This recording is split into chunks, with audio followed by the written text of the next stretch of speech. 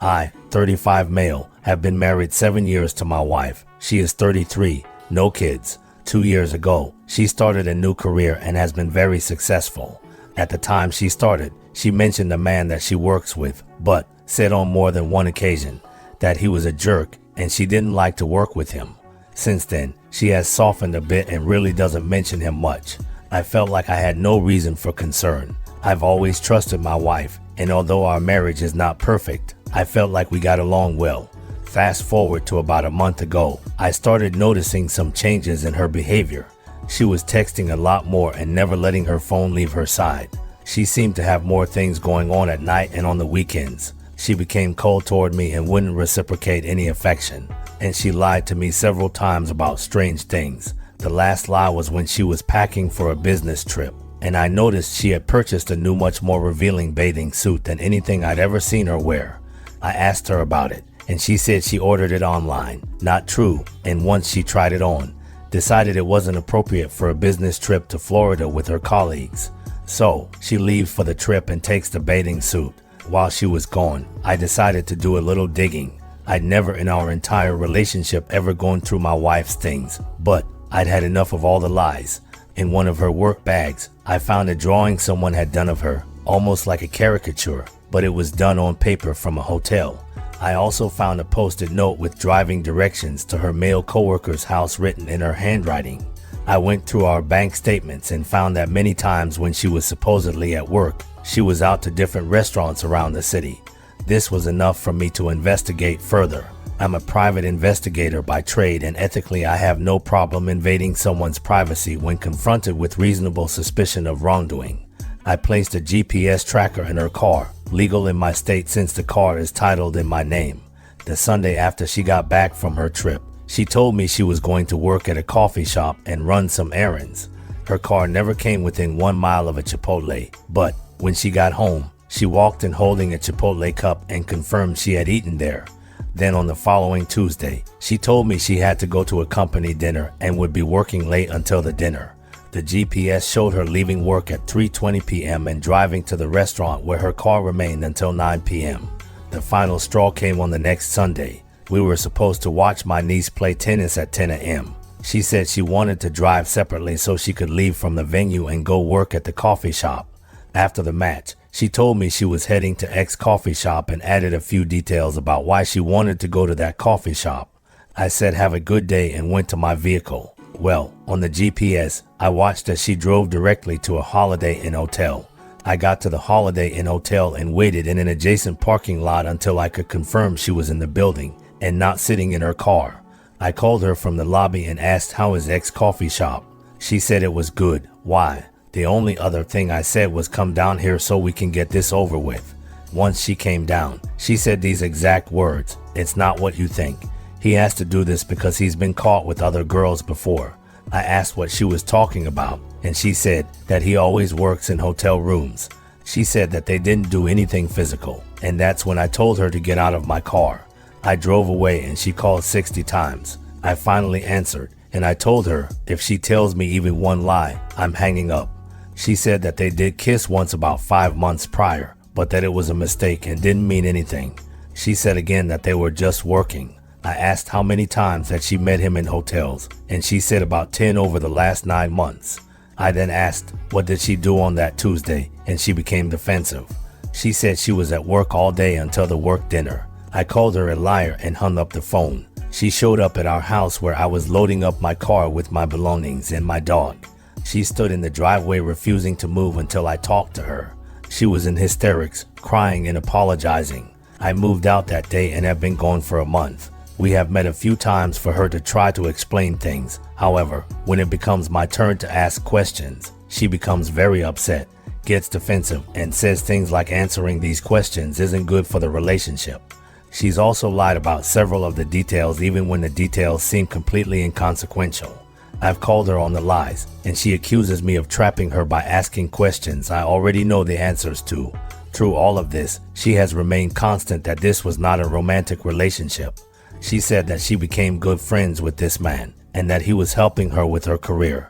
She admitted that their conversations would become inappropriate when they would talk about our marital issues. She's admitted to texting him and deleting the text saying that they weren't romantic but could be seen as flirting. She said that she has been depressed for a really long time and he was good at talking her out of those feelings and encouraging her in her work. I know I'm being mind screwed, but there's a part of me that believes her. It may be that I want to believe her because I love her, or I'm afraid of the truth. I'm really hung up on finding out the truth, but the reality is I don't see any way that I can get over the facts that I do know. So why does it matter? Am I losing my mind? Update: we are a month out from D-Day. I spoke with her last night and here are the highlights. I asked if she has talked to the man over the last 4 weeks. She said that he doesn't know that I showed up to the hotel on D-Day and called her out. She said that she hasn't talked to him about the situation because this is an issue in our marriage and doesn't involve him. I asked if she has stopped all non-work related communication with him. She said that she is tapering down. Tapering down. I lost it. She said she feels like she must taper down rather than no contact because he doesn't know that I busted her. I am fuming mad. She then lied about a completely insignificant detail. I called her on it and I was 100% confident that she was lying. She denied to the point of yelling and never relented. I left it and chalked it up as one more unresolved issue in this saga. Update 2. After she told me she was tapering off social communication with the other man, I hid a voice recorder in my house and left. Last night, I reviewed the tape and discovered my wife and this other man had spent well over an hour on the phone with each other over the course of at least 2 phone calls. My recorder died in the afternoon. I would assume they talked again in the evening, if not more. I didn't hear too many specifics from the phone call, but I did hear a few damning things. They talked for a while about the current situation in our marriage, something she claimed he knew nothing about. They talked about how to use the secret phone app on their phones so as not to be detected.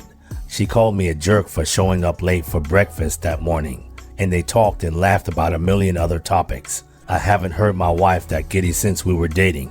I confronted her about all of this, and she admitted to some of it, denied other parts of it. I don't really care anymore. Update 3. For the past 2 weeks, I have gone no contact with my wife. A few days ago, she texted me and asked if we could talk.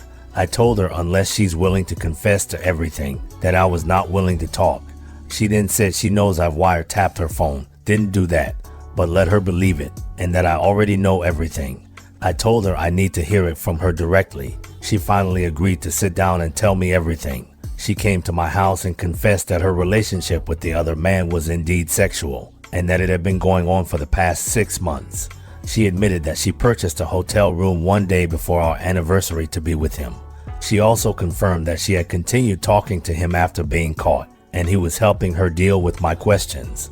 She claims that she has now broken it off with the other man for good and wants to work on our marriage. This confession came 6 agonizing weeks after I caught her in the hotel.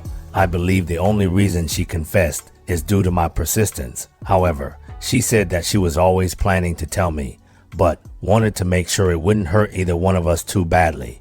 The damage done during those 6 weeks is unsurmountable. Final update, some backstory. Basically, my wife of 7 years had an affair with a coworker. Me, a private investigator, caught her in a hotel with the guy and she denied any wrongdoing. First, let me say this: if you're in this situation and you're even remotely thinking about taking your life, don't do it. I say don't do it because if you do, you're going to miss out on the greatest time of your life. I mean that 100% sincerely. I know it's impossible to see when you're first going down this road, but trust me, don't miss out on this life. Now, the update. We got divorced. I took my time in making that decision. I wish I wouldn't have taken that time, but who cares? She wanted to stay together. For what reason? I have no clue. She lied and gaslighted for an eternity, and that torpedoed any reconciliation possibility for me.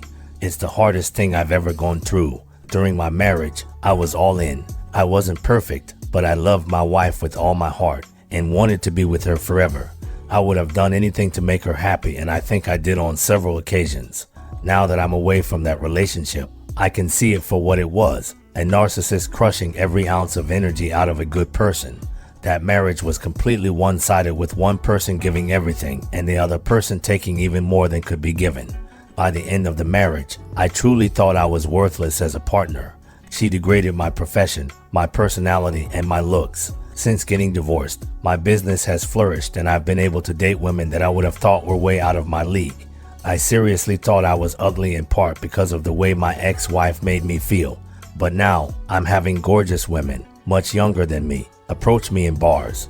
I've been in a couple wonderful relationships with great women. They ended amicably for general compatibility issues, but it illuminated how terrible of a partner my ex-wife really was. I don't have any contact with the ex anymore, really don't even think about her very often. This divorce became contentious because she thought I was getting too much of the money even though I was taking less than 50%, because I wanted it to go smoothly without breaking up businesses and retirements. Can you imagine that? Cheating on someone, then getting upset about the amount of money they're taking, even though it's less than 50%. That hammered home for me that I was making the right decision, and I needed to get away from this garbage as fast as possible. I lost friends in the divorce. Good riddance. Most took my side, but I don't care about those that didn't. They made it easy for me to jettison them. I lost my in-law family. This is one of the hardest parts. I really loved some of them, but I get it. I sent enough correspondence to her affair partner's wife that I'm 100% confident she knows. She never contacted me back, and I'll respect her decision. Some advice if you're fresh in this nightmare. Separate yourself from the situation. This is the only way you're going to be able to think clearly without being gaslit. Get professional help. I was in therapy for a long time. It helps. I'm so much stronger now because of it. Surround yourself with friends and family as much as possible. Make healthy choices. Go to the gym. Limit drugs and alcohol. Get outside. Try to sleep. Take people's advice, but make your own decision. It's your life. There were some really dark days after D-Day, but after the initial heartache, it has been the best time of my life. I'm truly happy every day. A huge thanks to everyone here who helped me when I was struggling. Cheers.